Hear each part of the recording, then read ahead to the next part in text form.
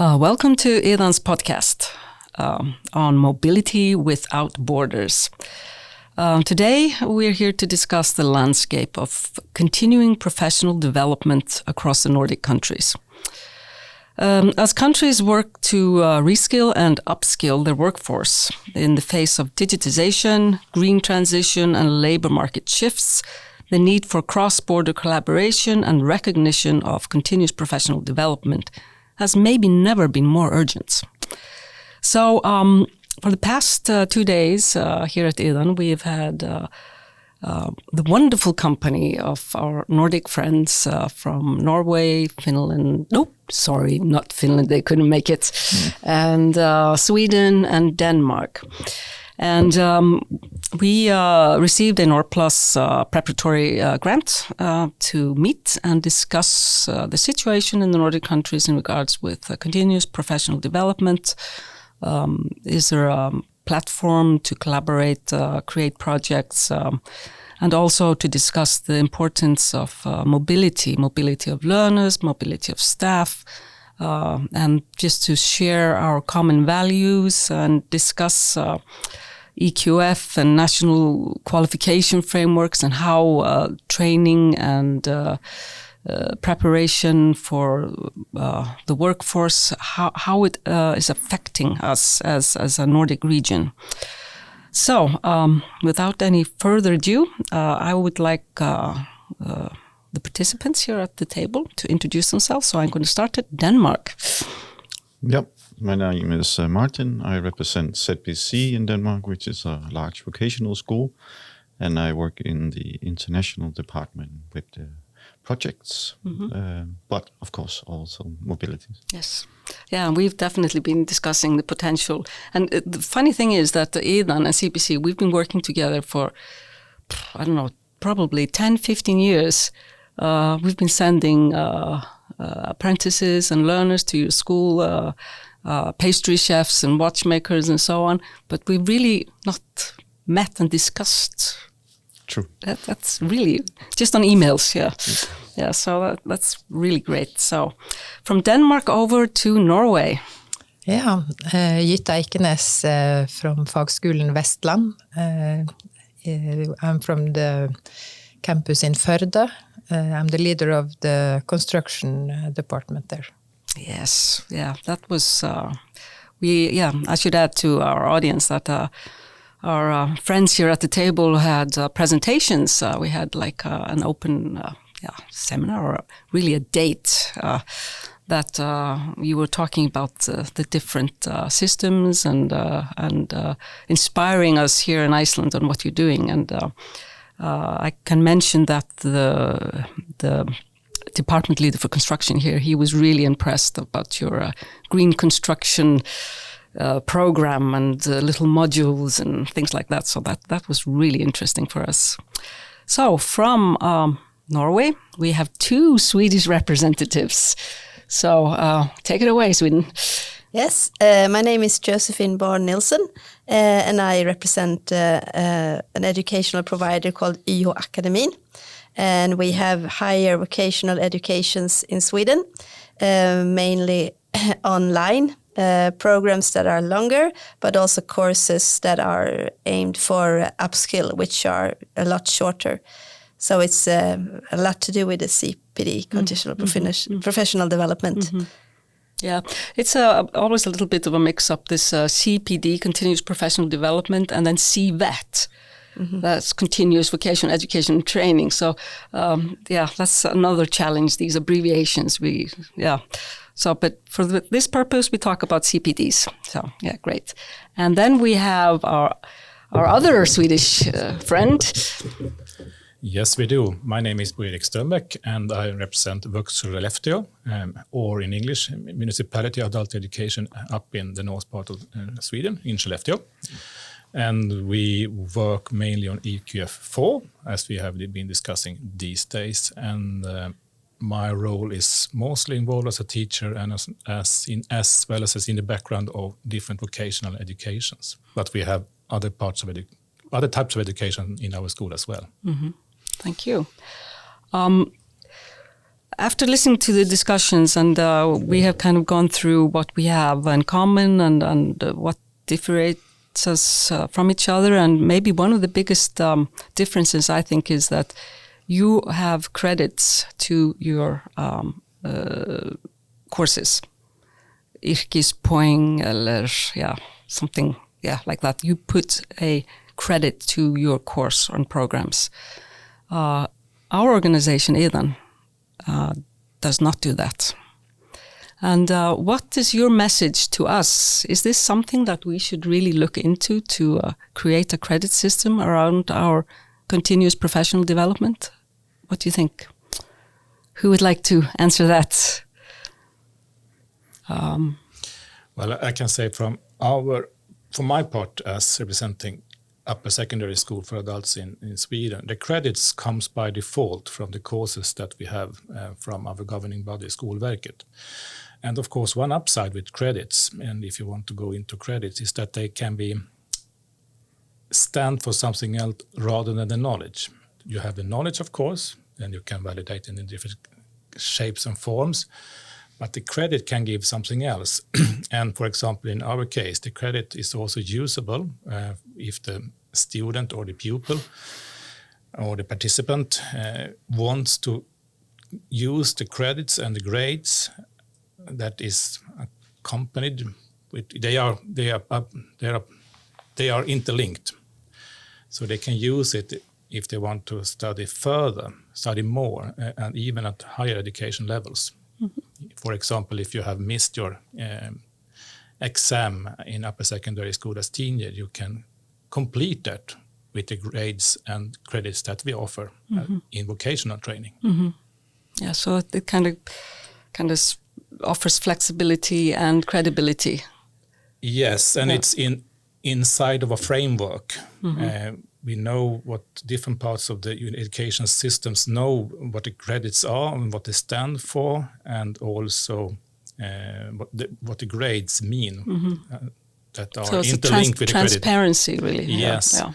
But sometimes maybe the companies, the employer, they are not so interested maybe in the grades and the credit. Maybe they are more interested in the real skills, so to say. Mm-hmm. Talking about real skills and what companies are interested in, I thought it was quite interesting to see what you're doing in Norway with, you have created a program parallel for vocational education that you can complete your fagbrev or svennebrev, whatever it is. You can continue with professional development at your organization, for example. Gain credits and keep on going up the EQF ladder or the national qualification ladder. Is this? It reminded me of the Swiss model. Is this a new thing in Norway, or? Yes, it is. Oh, okay. Fagskole in Norway is on level 5, so it builds on fagbrev or whatever in level 4. Exactly. Yeah, and just 2 weeks ago we had Stortingsmelding. Your parliament. Yes. And so we will now be able to offer education on level 6 and 7. Okay. So it's a parallel column to the academic column, and yes, it's inspired by Switzerland. Yeah, I think that's really a take-home message for, I think, us in Iceland and maybe also for Sweden. What do you think, Josefin? I mean, you are working with people, a lot of people have already their qualifications, they're coming to Yrkesakademian, and you are also offering credits. Is this something that you can see building to a qualification, such as on a bachelor level, or what do you think about this? At the moment, we can't because the system is not allowing that. But for the courses, they are actually already on level 5 and sometimes even 6. So we're looking forward to that universities in Sweden will also accept our credits to build further along. Okay. Yeah. Is there some work started in that area, or is it just a general discussion? No, it's started and it's been there for like 15 years. It's very slow. The universities are not really... School systems are often like an oil tank. It takes some time. But for the individual, I think they are more interested in the actual skill, the course they will gain. So I'm not so sure the level of the diploma matters that much. That's interesting because I think like Bo was saying that what type of competences or skills is the individual taking with them into the workforce, and will it benefit? So I think that definitely is something for us to really not forget in the scheme of bachelor levels and all of that. So, but our task is to provide courses that have meaning and value, transferability and recognition. So, and I think that's in our discussions the past days definitely has had an impact on the way, at least the messages I'm taking away from this. But I would like to talk to Martin here from Denmark. What potentials do you see in regards with international cooperation, in regards with what we've been talking about for the past 2 days? What are the opportunities do you see? Well, my main body of work is projects, so will always be my focus. So, do we have potential for a project?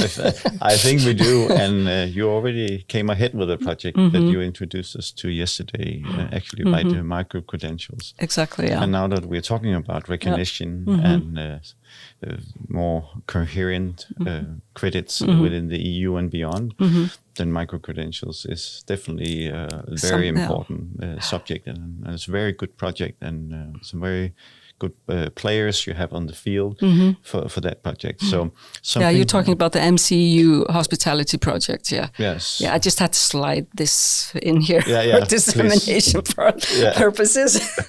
Please do. But that exactly what you mentioned, that project was a fine example of how you work to solve this issue of recognition of credits, and especially across borders, so we can acknowledge the skills and the competences that people have, and they can move on in other countries as well and be accepted. So I believe that could be a fine project in the Nordic countries as well. And of course you're doing it now, but we could take a different take on it. Definitely. And like a Nordic approach. Right? Nordic approach, And we have also a really good practice in Sweden, the RISE project in regards with micro-credentials. So it's going to be really interesting to follow them as well. I would say the challenge with this is there are so many good things initiated, like RISE in Sweden and this project here, but they're doing almost the same about these micro-credentials. And of course, there are 100 more projects in the EU, if not 1,000, with the same topic. But how are those going to all be aligned so we have an EU standard that everyone recognize? And I think that's a big question. That's a big question. And we cannot do that in a small project. That takes, that's a structural change. But Yeah, the EU has introduced the EU recommendations for micro-credentials, which with the different standards and definitions and things like that. And I think if we kind of look towards that, then we have like kind of a anchor.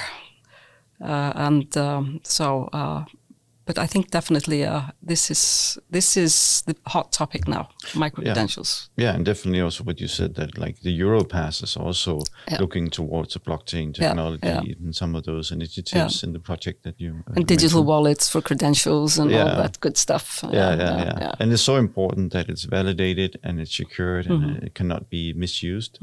And how to do that is a big task, I think. Yeah. Bo, I think you wanted to add something, yes? Maybe I did, and maybe I forgot what it was. But speaking about micro-credentials and the upside of it, and if you go back to what you said about the European Union, if someone all of us get it to work, of course you can have the benefit of easier movement between countries, and also that companies and organizations can find the skill that they need when they need them. So of course, if you get it to work, or let's say all of us get it to work, you have a huge potential in it, but it will be extremely too tricky to get it to work. Mm-hmm. So maybe start to build small and expand can be one solution. Mm-hmm. And maybe take it more, as you said, a whole approach can be also something that needs to be done in the end, as you said, Martin. Mm. Yeah, I think as we discussed this morning is like maybe we have to address policy at some stage, the Nordic Ministry Council or something like that to raise even more interest in the topic. So that could be an idea. Yeah, but I also think that like the Nordic approach is very interesting. Yeah. And of course, now that we are gathered here as the Nordic countries via the Nordplus program, that also sets more focus on the whole Nordic approach thing, which I think we have done a lot in the EU, and we're doing a lot with Africa in projects, and some in Scandinavia and the Nordic. But it's a little bit strange that we're not doing more. Yeah, which is our neighbors. Exactly, so I agree. Yeah, maybe we should stick more together here and do stuff. Like the Nordplus program, have offering some things. And I do not know too much about Nordplus, but I know a lot about Erasmus Plus from Brussels. Exactly. So maybe I should have my focus changed a little bit. Yeah, that's a good idea. Just to wrap things up, I would like to ask each and every one of you the same question. Maybe, Martin, you can just start. If you had one wish for the future of Nordic CPD collaboration, what would it be? Oh, that's a big question to get asked. You should send me notes before. Yeah, exactly. What jumps into your mind? If we just say something really wild, then we should have like a Nordic framework that is unified and is recognized across all borders. Yeah, sounds like a dream come true. Yeah. That's the ultimate. That's the ultimate. Yeah. Jytte. Yeah, I agree with Martin, and also I should have known this question before. No, it's always much more fun to spring it out there. But the exchange of teachers across the borders could be interesting too. Yeah, definitely. Yeah, and well, I think I go with what Martin said, that a unified framework is something that could have a huge potential in the upcoming future, in the upcoming labor market in the Nordic countries, because in the end we are so similar. So we have a potential here to create even more. Yep, great. And Josefin? Yes. I think my wish would be for the employing companies to start thinking micro-credentials as well, because now they're having trouble finding the skilled personnel they need. But I think a lot of individuals do actually have a lot of skills, but they're not known to the companies. So I would like for the companies to start also mentioning micro-credentials and looking for it, because that will help us along and make this process faster. Great. I agree with all of you, but I would also like to underline the importance of the role of companies in what we do. We're providing training and education for the labor market, and it's would be, like you say, great to have a Nordic approach. And I think because we can learn from each other and we can support each other, I think that's a big factor in further collaboration. So guys, this was just a short podcast, a part of what Iðunn does. We like to interview our guests, and I will of course send this to you. And it's a part of what I call mobility without borders. And so thank you very much, and I wish you a safe travel home. Thank you. Thank Thank you. you.